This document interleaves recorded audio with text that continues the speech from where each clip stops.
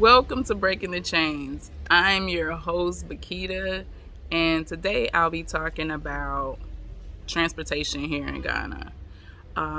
So whether you should bring your car or buy a car here, Trotro, taxi, Tuk Tuk, motorbike, Uber, Bolt, whatever. So as I just mentioned, there are many different modes of transportation here in Ghana. So one of the most popular ways to get around is by Trotro. The Trotro is like a small bus, a minivan type of situation, a sprinter, whatever type of situation, and it's kind of like the city bus type of thing, but not really. So you can catch a Trotro from wherever you're going to wherever you are to wherever you're going. You'll hear the Trotro driver saying, "Sirk, sirk, sirk, sirk, Medina, Medina, Medina." They're calling out the name of where this particular Trotro is going. So if you need to go to Kwame Nkrumah Circle, you'll hear "Sirk, sirk, sirk, sirk." And there's a whole plethora of names of areas that you'll hear. La Paz, La Paz, La Paz. All of those things are things you have to learn. So if you want to get around on the Trotro, you can simply just ask somebody, "I want to go this place. Which Trotro do I need to get on?" So you have the Trotro. You also have taxis. Taxis are very abundant here in Ghana. You can get a taxi just about anywhere. But with taxis, you do have to negotiate. So for instance, I don't like negotiating. I don't like negotiating at all. So the other day when I needed to go to the ATM and my husband wasn't home, and I don't like to drive here right now. Like, I used to drive, but now that I'm back, I ain't ready to drive. So I haven't been driving. I had the barber to go to get me a taxi and do the negotiating for me. I let him know where I was going and that I wasn't taking a drop-in. A drop-in is when they basically come and get you and drop you off somewhere. But I needed to go and come back. So, he asked the taxi. He got me a taxi driver. He went back and forth with the taxi driver about the price. The taxi driver asked, "Are you gonna be long?" And I'm like, "No, I'm just running in the ATM and coming back." So it was like 15 CDs. So going and coming back. So a total of 15 CDs. I then, on the way back, or on the way there, me and the taxi driver were talking, and he's asking me if I need a ride all the time, which is something that's common, especially if a taxi driver is from a certain area. They will, and they come across a foreigner, they'll, try to become your driver. So you take their number, and if you need to go somewhere, you can call them. I've done that in Guinea. When I was in Guinea, I had a moto driver that I would call when I needed to go somewhere really quickly. So that's something that's done often here. So anyway, I was telling him that I wanted to go to Accra later on in the evening, and how much was he going to charge? Because I was thinking about taking Bolt or Uber. And he was like, we started talking about where I was going. I showed him where I was going. And then we talked about what the price was. So I had to do some small negotiating. He quoted me 80 CDs. I'm like, nope, 60. We went back and forth for a minute, and then we came to 70. It was all good. But I knew already that the price to go where I was going on Bolt was like 70, 80 CDs. So I didn't mind paying 70 CDs. And he probably would have just worked in the area, and then when I was ready, he could come and get me and take me back. Also, you can hire a driver. There are some people who have cars and you can hire them to take you different places. That's a thing. The Tuk Tuk, I'm seeing more and more Tuk Tuks here. You mostly see them in like Nigeria. They're in a lot of other African countries, but they haven't typically been here. But now you're seeing them more and more. Those are cheaper than taxis. So there are some motorbikes being used for transport here, but it's not, it's still in debate as if they're going to allow it to be legal or not. So you see some people taking motorbikes, you see some people in Tuk Tuk, then you see some people in Trotros, you see some people in taxis. Then you have Uber and Bolt. A lot of people from abroad like to do Uber or Bolt because there's no negotiating. You get your price, you know what you have to pay up front. Now, the difference with Uber and Bolt here versus how Uber and Bolt works in America, I don't know how it works in other places, but I think it's similar in other places. The difference is that a lot of times if you're paying with your card, they'll cancel on you. This is still a very much cash society, so a lot of people still want cash. They not waiting on that card stuff. So you'll have drivers you'll have your rides being canceled because you're using a card. But if you're paying with cash, you can usually get a ride pretty easily. So basically you do the same thing that you would do with Uber or Lyft in America, and it's the same kind of setup. The only difference is when you get to your destination, you'll pay in cash. But you already know what you're paying because they gave you the price on the app.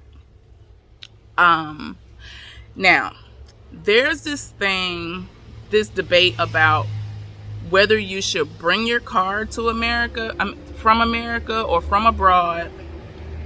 Should I bring my car or should I not bring my car? Should I buy a car here in Ghana?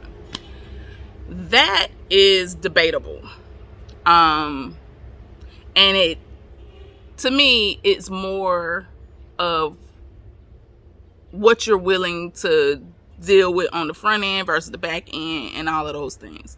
So my husband is a car dealer, and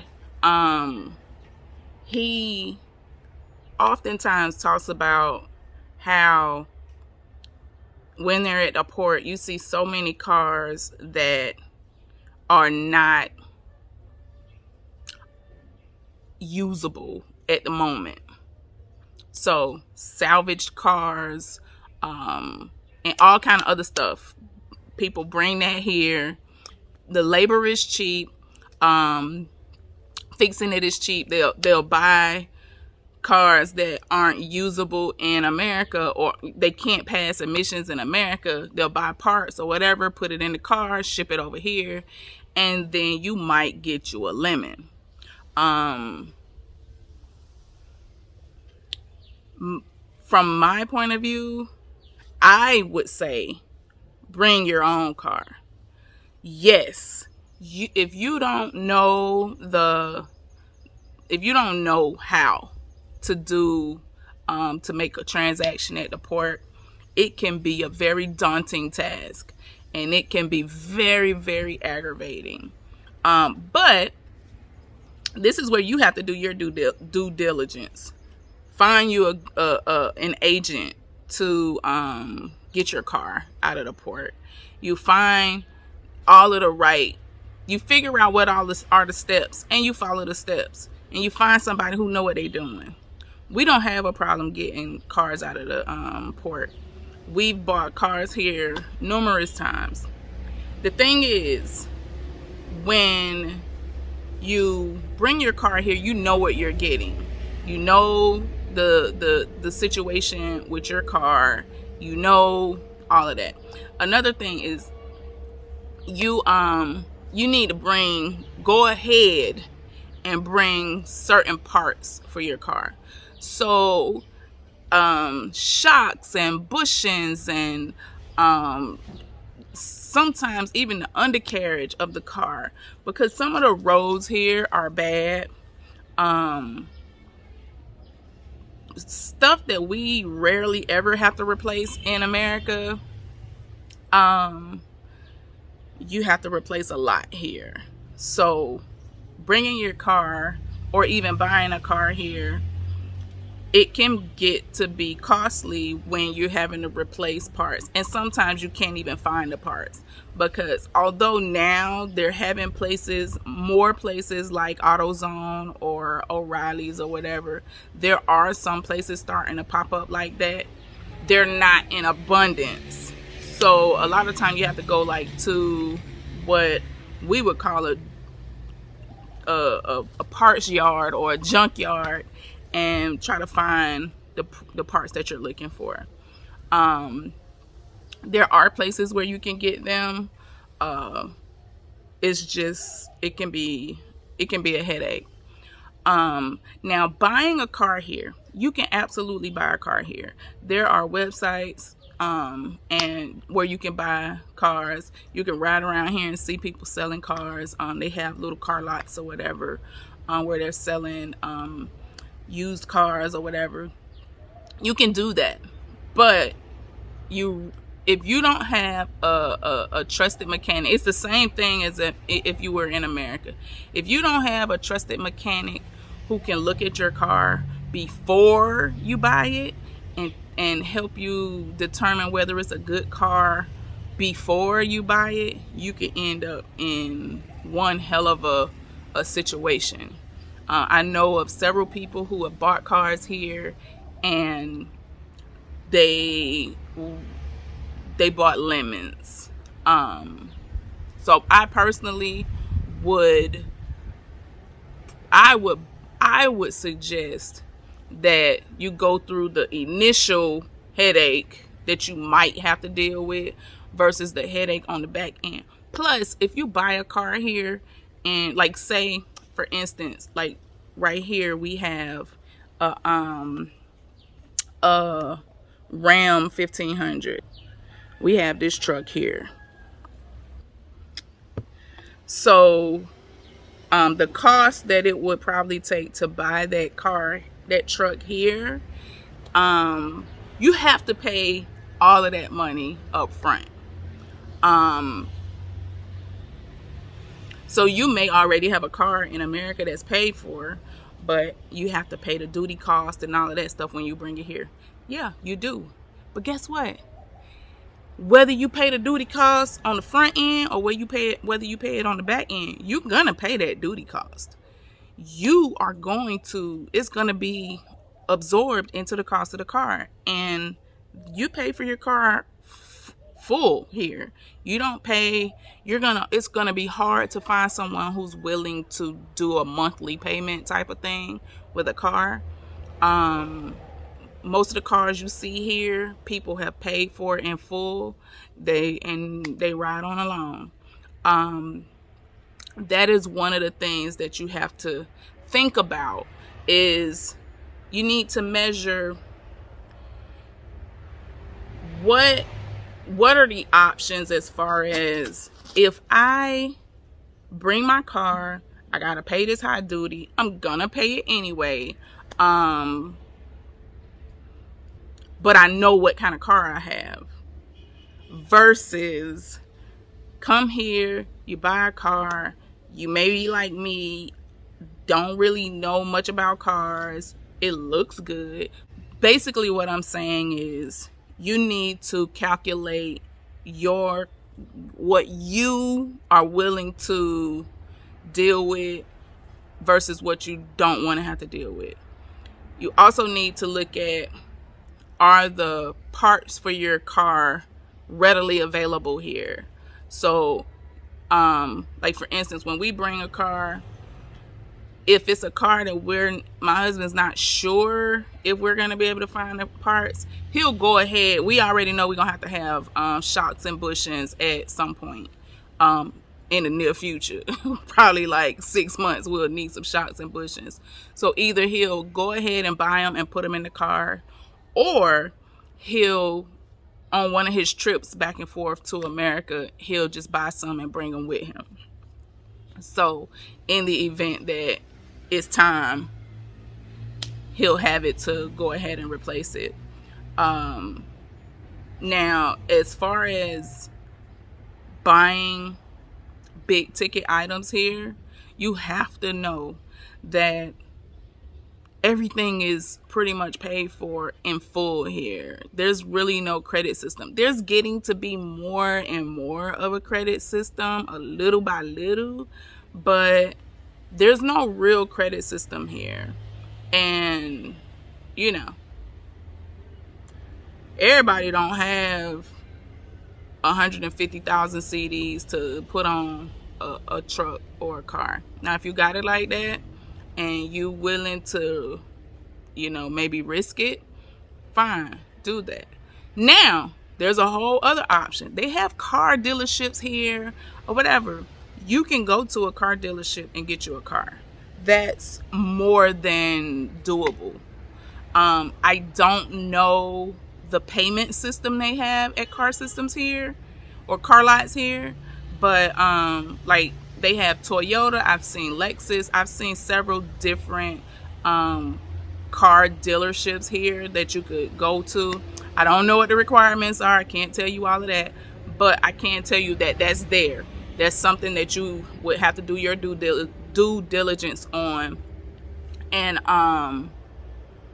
you know, make sure you know what your options are. So I just wanted to do this quick video and let you all know, like, what are the options, and why I would say bring your car. I wouldn't trust buying a car unless it's a brand new car from a dealership here, or unless I know the dealer personally. So, or unless I had a reference. Like, a lot of our customers for cars are people who call my husband and they know that he brings quality cars. Like so we have one guy who, he also sells cars, so he buys them from my husband and then resells them here in Ghana. There's another guy who he just have money and he always buying new cars for either one of his wives or some of his children or something like that. So he buys cars from us. Our chief buys cars from us. So through them, we have like a network of people who like buy cars from us because somebody else bought a car from us. So it's kind of a word of mouth thing for us. We don't advertise that we sell cars or anything. It's pretty much just one of those things where it's like, you want a car, we'll get you a car. So that's also an option. But and I know a couple of other people who do the same thing. They are very reliable car dealers, but that's the key. You need to know and get the reference that this is a very reliable car dealer and that this person is not going to likely sell you a piece of junk. What else? Oh, you can also rent cars here, but renting cars here is expensive. It is so expensive. But there's that option also. So some people, when they're visiting, they want to rent cars, they want to rent vans or whatever. Those are options also. You can also hire a driver for your visits or whatever. So you have multiple choices that you can make in your transportation needs here. You just need to look at what is feasible for you, what is not going to break your bank. So many people will tell you don't bring your car. You might don't it's you can buy these things here. You can. The key is being able to know and trust where you're buying stuff from, because yes, there are some regulations here, but there are not many, or the regulations that they have aren't being followed. So there's a lot of ways that people skirt around certain things that's supposed to be, but you end up in some funky situations. And that goes with everything that you're dealing with. So if you all have any questions or whatever about, should I bring my car, should I buy my car, and should I bring my car from where I'm coming from, should I buy my car from in Ghana, that's it. What are you capable of? What are you mentally capable of? Myself, I wasn't when we first brought cars here and I saw all of the wahala at the port, I was like, oh no, that's not for me. But I don't do it either. My husband does it. So I would say you need to judge what are you capable of handling mentally. And sometimes it's better to handle those things on the front end versus trying to do it on the back end. And it could cause you much more strife if you try to do it on the back end. So that's it. If you guys are new to this channel, please like, share, subscribe. If you are a subscriber already, give me a thumbs up, comment, share, all of those things. I want to try to start getting my messages out to as many people as possible, because I see a lot of misinformation being given out, and I want us to do the best that we can to get as much diversified knowledge out there as possible. Thank you for watching. Akwaba Medasi. I'm out of here. Peace.